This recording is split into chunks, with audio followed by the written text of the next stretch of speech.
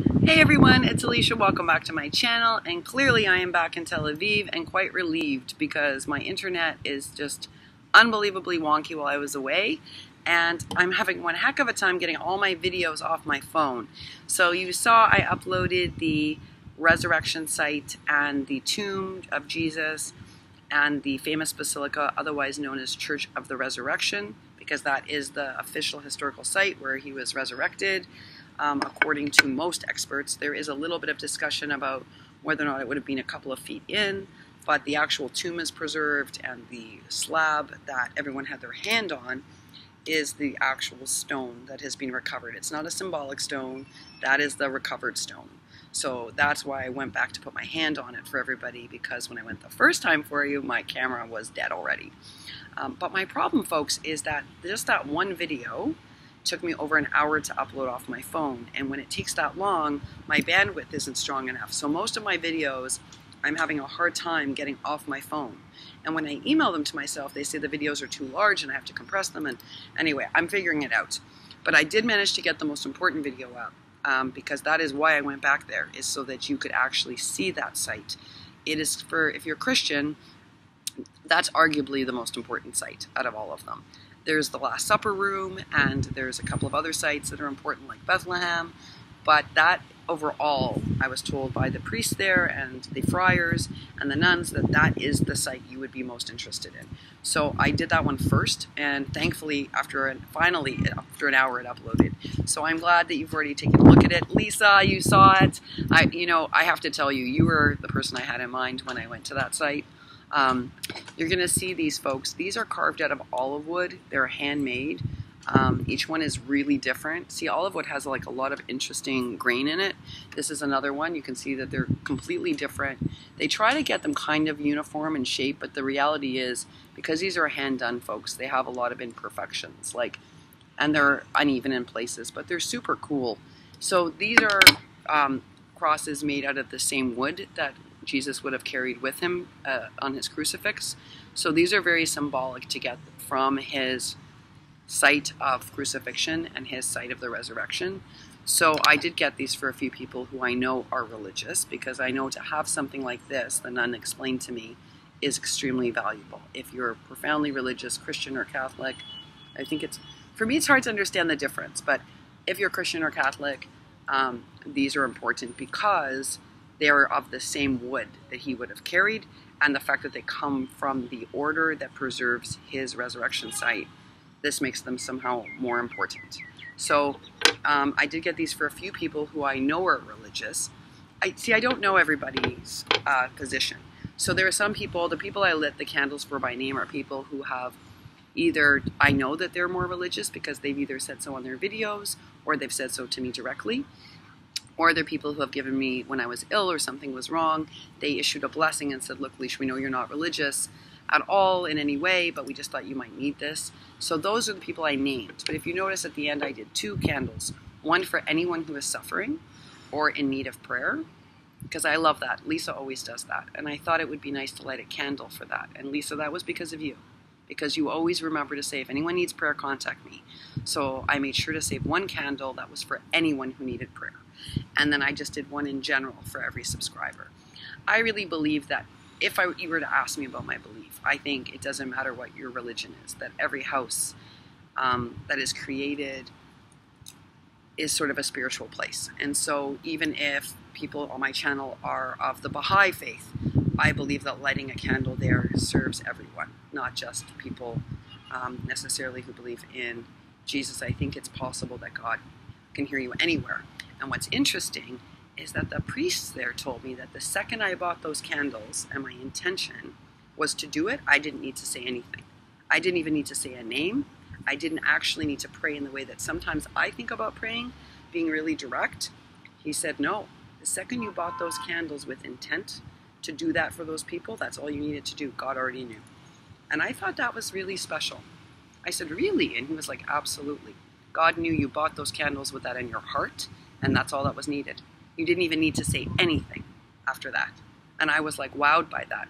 So it made me think about prayer differently, and about how going in with the intention of wanting to send a word up to the universe was enough. enough that God would be, in the priest's mind, God would pay attention because the intention was so heartfelt. And I'll tell you a little secret, folks. I didn't know how to do the candle lighting. So some people were lighting and saying this prayer in Latin and then putting the candle out and then relighting it. So I was like, am I supposed to be doing that? And then other people just lit it. And then some people lit it and covered their head and said something. So I didn't know what I was doing. So I went to the priest and I said, okay, so I have all these people I want to light a candle for, and I want to do this general blessing. How do I do it? And he said, it doesn't matter how you do it. All you have to do is go and light it. And as soon as you, again, you're holding those candles, even if they never light, the intention is good enough. And I was like, really? He's like, there's no wrong way to do this. You're going to be fine. And then he just walked me over and said, sometimes because there's wind, there's this mystical wind, folks, in this church. I'm going to tell you this. Now, sure, you can explain it through science. You can say the way that it's built, there's passageways, and just as you saw that beautiful light descending from above over Jesus' tomb, which, by the way, when you're standing there is profoundly mystical, because it's so gorgeous, this thousands and thousands of year old cistern lens and all this light, which is in itself so magical. But he also was explaining to me that there's passages in there created so it wouldn't get so hot, because we know it gets up over 40 degrees, right? But that it's more than that, because the section where the candles are, there's no passageway of wind. So where's that wind coming from? So there was this crazy mystical wind around that candle section. I know this sounds hokey, folks, and you know I'm not a religious person, but I want to tell you this. So I go over to where the candles are being lit, right? And they've deliberately put it in a section where there's no crosswind, because they don't want the candles burning out. Folks, there was this weird mystical wind, and it was only in that section. So I said to him, I'm worried because I don't want the candle to go out when I light it. And he said, again, it doesn't matter. Let me help you. It doesn't matter. I'll show you one time so that you feel more comfortable, but it doesn't matter if you have to light it 3 times. And I was like, really? And he was, absolutely. So that's how I knew what to do for each of the candles. And once he showed me, I understood it was okay to do it anyway. But I decided I wanted to call out the names, because I know that for certain people it would mean something really important to you. So I hope I did okay. I did pick up some of these amazing hand-carved crosses. I did buy a couple of people. I bought Lisa a crucifix there because it's special. It's made from this wood. I bought Miss Sabrina some very holy things from that area. I actually bought Miss Item Made New to Create because she is very spiritually connected. I bought her something from there. People that I know this might mean something for, I did pick up some things from that church and from the order. These handmade items that are very spiritually centered from this area and have a lot of meaning. So it was a pilgrimage of sorts, a YouTube pilgrimage, I called it, because I don't know that I would have gone back twice for myself. But it was very important to me that I was able to offer this experience to everybody. And then the most amazing thing happened there. Besides the mystical wind, how helpful the priests were with me was astounding. And when I explained to them what I was doing, they couldn't be more helpful. Like, they wanted to help me understand that I couldn't do this wrong, that I should take a video of the whole church. It didn't matter. I wasn't doing anything disrespectful. I was just trying to make it accessible. They were fine with that. They were just lovely. So it made for such an amazing experience. So I have to thank each of you. I wouldn't have expected that it would be so helpful and supportive, and that the priests were so happy for you to have access made me even more happy that I went back. So that video is available for those of you who haven't seen it, and there is a general blessing for all subscribers, and also there's a separate candle for anyone who needs prayer. And again, according to the priest who is running the resurrection site, that's enough intention that you can then carry forward your own message, which I think is pretty wonderful. I also put a note into the Wailing Wall. I always thought that was typically like just a Jewish tradition. Turns out it's not. It's also a Christian tradition. And the idea is that that wall is on the first temple site, which in the Old Testament is as holy as it is in the Torah. So Christians make pilgrimages to the wall to put in also prayer. So I did do one there too for everybody. So that's 2 sets of prayers, folks. Unfortunately, I'm not allowed into the Alaska Mosque. It's a new rule that the community made, so I couldn't do it. I wanted to do it 3 ways. I wanted to go to the resurrection site, make the prayers, because that's where most people make the holiest prayers. I wanted to go to the Wailing Wall, because that's the Jewish location, but also now Christian. And I wanted to go to the Alaska Mosque so I could cover everybody. But I was not allowed into the Alaska Mosque, unfortunately. So I couldn't do the third. So what I did instead was I just sort of stood with intention near it, and I hope that that counts. So hopefully that covers most people on here. It doesn't cover everyone, I know. There are Baha'i gardens in Haifa, and there are other religious centers, but it's hard, folks, to go travel to all of them, and especially to film all of them, especially since I can't get most of my videos off my phone. I'm still working on it, so bear with me, because I did film other things for you that I'm going to try to upload. And I have sent my friends off today to do, it's their last day in the city, and I have so much to catch up on. I have a stack of Happy Mail, I have contest entries that I have to put up here, I have a whole bunch of comments to respond to. I am way behind, and I have to upload my video for Danielle's swap so that I can share that with you. So I have so much going on, and I apologize. It's going to take me probably the weekend to catch up on everything. So please be patient with me, folks. I'm doing my best. Now that I'm back and I have Wi-Fi, it's easy for me to connect with you this way. I still have to figure out the phone thing. I might take my phone in today to a local vendor and ask for some help with the Wi-Fi. I had someone look at it yesterday, and they said to me, it's not you, it's your cell service.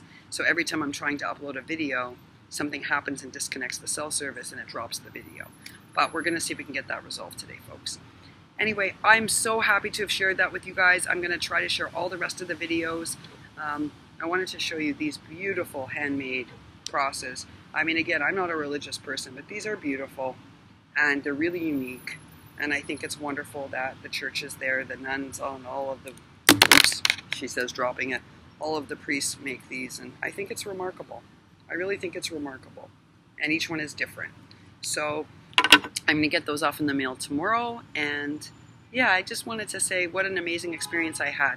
I went with the intention of, like Lisa made you to create, and to be honest with Dina in mind too, because she's been going through such a hard time that I needed to say something for Dina. And I wanted, you know, Sabrina doesn't talk much about being part of her Christian crafting group she talks about, but I know that that would matter to her too, and there were a handful of other people like Bertha who have said things to me, or Margaret, and so I wanted to honor everybody who had shown an interest in that way, and really it gifted me this amazing experience, this amazing mystical experience, and so supportive. The priests were very supportive. So thank you very much for that gift, folks. I went with the intention of helping you, and I ended up having this magical experience. Isn't it funny how life works? Yeah, so much going on. So I will come back and upload as many videos as I can. I'm going to start catching up on your stuff and commenting, and I have to also do a whole bunch of Happy Mail and Flat Mail contest entries. So I have much to catch up on. Again, bear with me. It'll probably take me up until the end of the weekend to catch up on everything, but I will get there. And life returns to normal as of tonight. So that means I'm back to my regular schedule and not my touring schedule, which is harder to manage everything with. Thanks again, folks, so much. I really appreciate everything. Mostly, I appreciate you stopping by and watching these videos, for enjoying this journey, for not being frustrated with me when I can't upload something because of internet, and understanding that I'm in the Middle East, and just being just so generous, and also always checking in to make sure I'm okay, especially when I'm traveling. Those of you who did that, you know I always appreciate it. I really do. So thank you so much, each and every one of you. I know I don't do that whole, like, thank you subscriber thing as often as I probably should. I don't ask you to hit a bell. I don't ask you to subscribe. I know it's good to remind people. I just don't tend to do that because for me, I think this is a platform of community. And if you want to subscribe, you'll subscribe. If you don't want to, you won't. But that doesn't mean I'm not grateful, folks. And especially after this pilgrimage to this particular site for everybody, I'm really grateful this morning because I don't think I would have had that experience if not for each of you. So thank you. Thank you very much. All right, folks, I'm going to be back soon with some more stuff. And until then, I hope you're having a great day and that it's full of creativity and love and happiness and positivity and good health. All right, folks, bye for now.